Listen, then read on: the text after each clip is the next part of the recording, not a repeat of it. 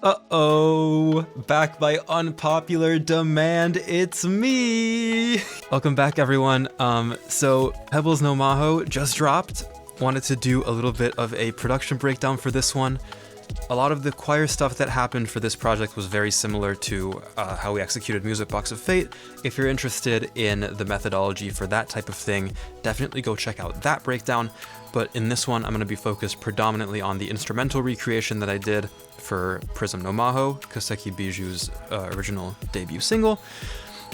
So let's just jump into it. So for this reproduction, I was definitely focused on just executing it linearly, so I started from the beginning, and then I built out the song piece by piece, and I did that in an effort to maintain momentum. One of the things that can often happen whenever you're working on a production project is that you lose steam. You're out of inspiration for what to add next, you're not really sure what direction to go. Obviously, because this is an instrumental recreation, it's a little bit easier to have goalposts that you want to hit. But for this, I definitely wanted to start at the beginning, and the first thing I figured out was the chord progression. So I'll be honest, I'm not really like the biggest music theory person. Like, I know my way around, I can figure things out, but most of the stuff that I did for this project and how I do a lot of my production is just kind of vibes based. So I'm focusing on the feeling of the chords. I know how to construct different things. I know how to identify what different chords are. I have tools in Reaper that help me identify like what certain things are. This is a Reaper extension called Chord Box. So if I highlight the notes here on my MIDI, then this will tell me that this is an A major 7 chord. So, you know, things like this can help you intuit where you need to go, especially if you study up a little bit on common chord progressions and this kind of thing. But for this, as I said, it was mostly just kind of doing it by ear. So the first thing that I got down was this.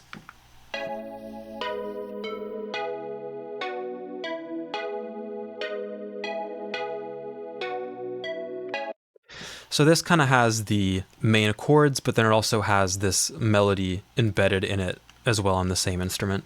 And there is a small lead that only plays here in the intro that's doubling that up, just to add a little bit more texture on the top of that. So this patch, I believe, is just straight up unison square waves.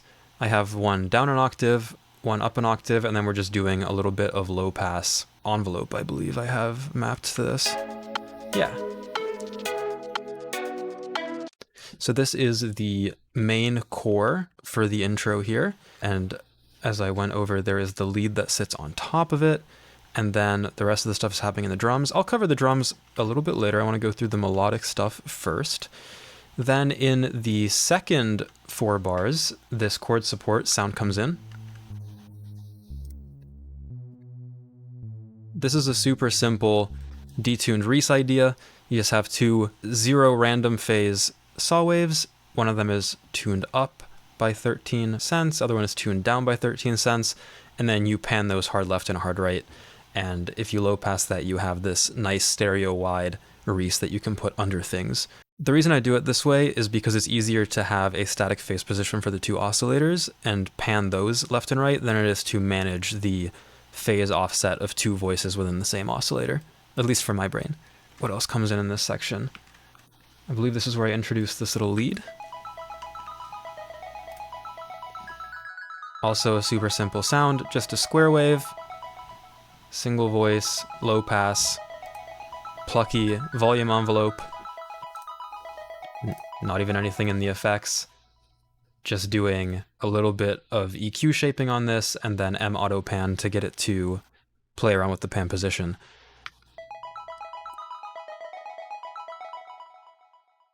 And that makes it kind of dance around in the speakers. All right, then we move on to here. So in this little breakdown, we're introducing some more legato chords.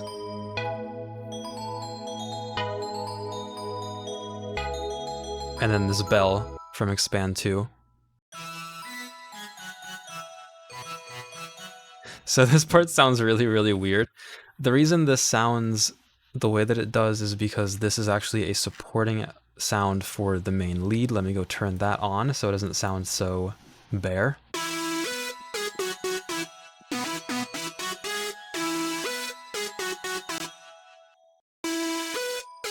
So if I mute this, you can hear how it loses a lot of the fuzz.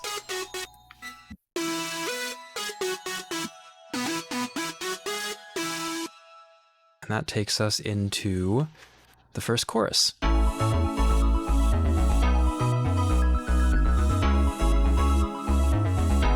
So the ARP comes back here, and then we're introducing the bass line, of course. This bass line is also a square wave. When I first heard the song, it was pretty obvious to me that a lot of the sounds in this were going to be square wave based, just because of the harmonic distribution and the timbre of a lot of the different sounds. So that's why a lot of these sounds were rebuilt from that as a bass. So for this bass here, I'm using just a regular square wave, always pretty much zero randomization on the phase, a low pass filter with an envelope on it, and then just distorting that, and then pushing it into bode here with the blur pushed up a little bit to give it some stereo width. And then this bass line is roughly an approximation of what is in the original song. I just roughly transcribed it by ear. Then on top, we have some chords and pads.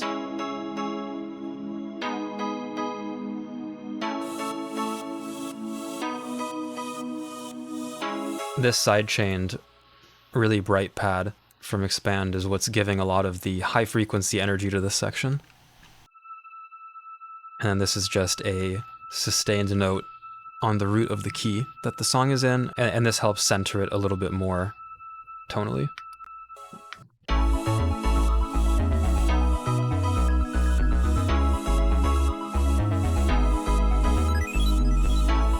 Little 8-bit ARP.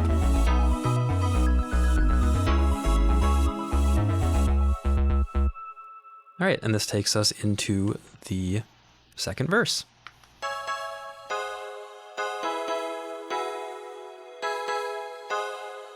A lot of Expand in this project. What preset am I using here?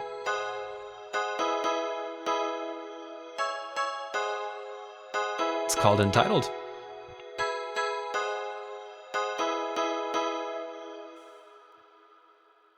And then an 808 comes in here.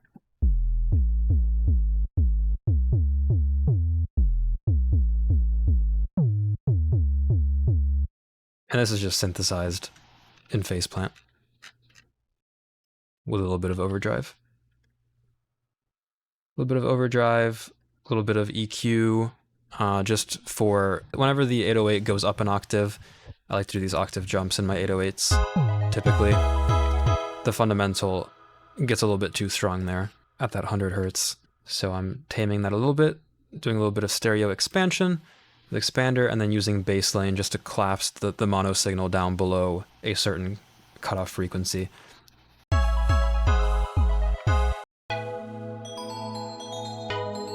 And this is largely the same breakdown as before. I actually don't think there's anything different about this. I guess we are missing the effects here. We can cover the effects for this. So we have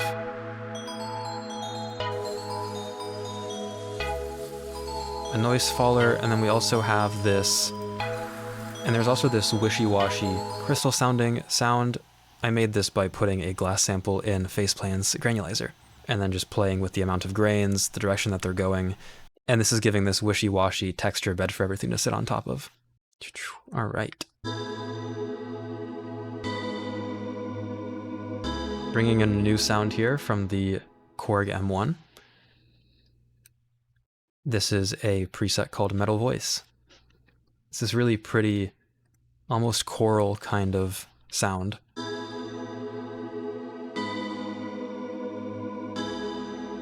It feels like you're in a crystal cave or something, which is thematically apt.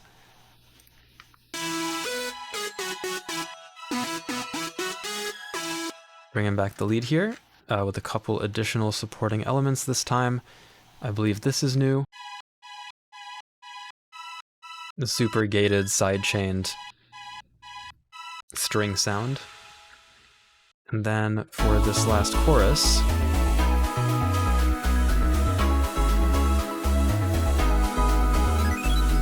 just layering up everything just a little bit more. So we've added this sound, this little vibrato lead that's present in the original, and then I'm also adding this additional layer, which is a really pretty complex patch from the Corgem one. It's called Flyer. Also adding some vocal chops to match some stuff that I was hearing in the original song for this section. I just found some random acapella in my samples folder, and I just found some vowels and stuff that sounded similar to what I needed, and then I chopped that up. All right, that is pretty much everything in the instruments. We can move on to talking about the drums, because there's some interesting stuff in there that I can go over. So I'll take it from the top.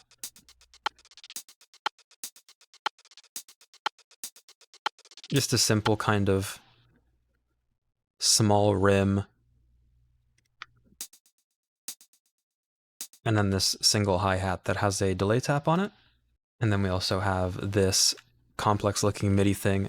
All this is I just put a hi-hat in a sampler, and then I was able to tell the sampler to adjust the pitch of the hi-hat based on the MIDI note that I'm playing, so I'm able to program these rather complicated sounding hi-hat parts in MIDI, which is a little bit easier to mess with the pitch on for things like these descending rolls.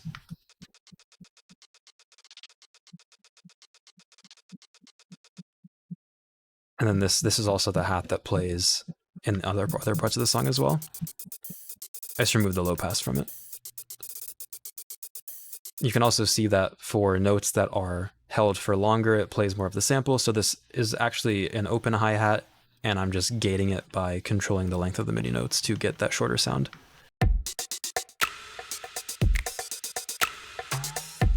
And here in the breakdown, some more complicated stuff is happening.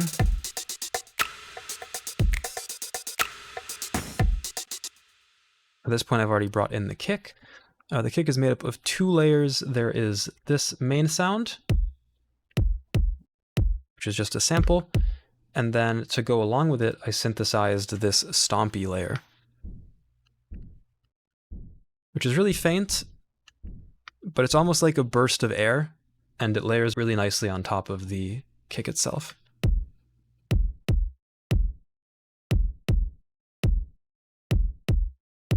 So you can hear how sometimes when this stompy layer doesn't play, the kick feels like it has a lot less space. It feels weaker and less large. So I'm playing with that contrast a little bit. And then the snare sounds like this. This is made up of a couple layers. I have this small rim shot. Then I have a sample layer. This is the main core of the sound. It's just a very noisy snare. And then I'm layering this with a synthesized transient just to give it some additional power. So if I play the snare here and I audition it with and without the transient, you can really hear how much of a difference that makes.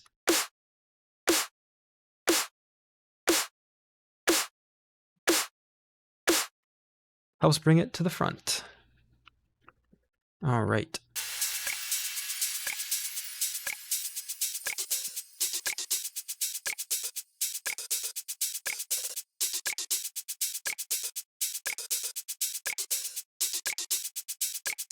This is that same hi-hat from the intro down here, and you can hear that I'm playing with the pitch to give it some additional variation. I have this long wind chime kind of sound, as well as a crash cymbal, and then I have some additional supporting hi-hats that layer together with the bottom one, so I can kind of build everything up here, starting from this hi-hat here. So this kind of shaker thing. Got the main offbeat hi-hat. Is like a 909 style thing. This little small snap just to layer onto the snare. Give it a little bit of additional forward momentum. Got the crash. Just a big noisy something. Then the chimes.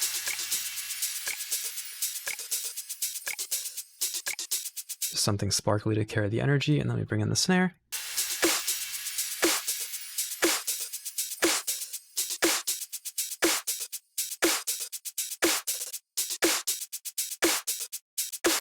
And then we got the kick.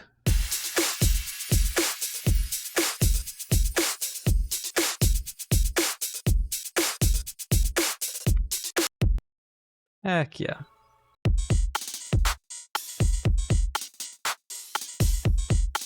Oh yeah, this really cool glitchy layer is fun to talk about. Got some claps coming in here. These claps come in under the 808, and together they build this really strong foundation for this section.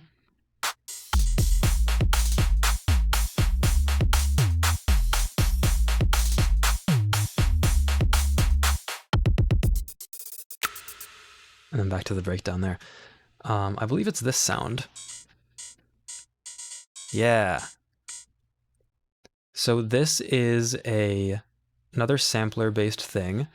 So I just took some sort of noise hi-hat. Let me turn off all this. And then what I did is I'm using the sampler to play just a very, very short snippet of the sound and loop it.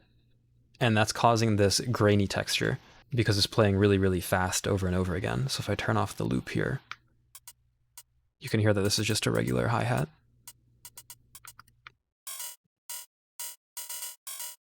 But now for the duration that the MIDI note is held, it's playing this small section in a loop. And the oscillation frequency of this sound is imparting a tonality to it. Then I'm just EQing that, and then I'm convolving it with a super small sliver of an impulse response, and I'm just messing with the tone and the feedback to give it some additional texture. So this is diffusing it, pushing it to the background a little bit, and then just some additional chopped hi-hats.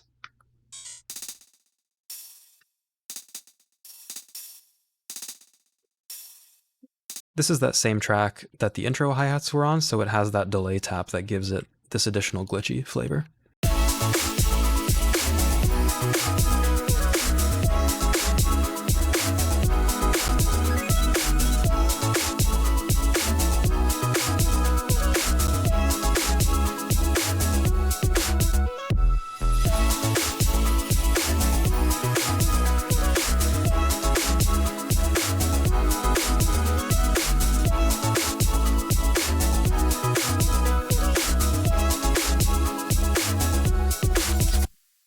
Yeah, so that is Pebbles no Mahou.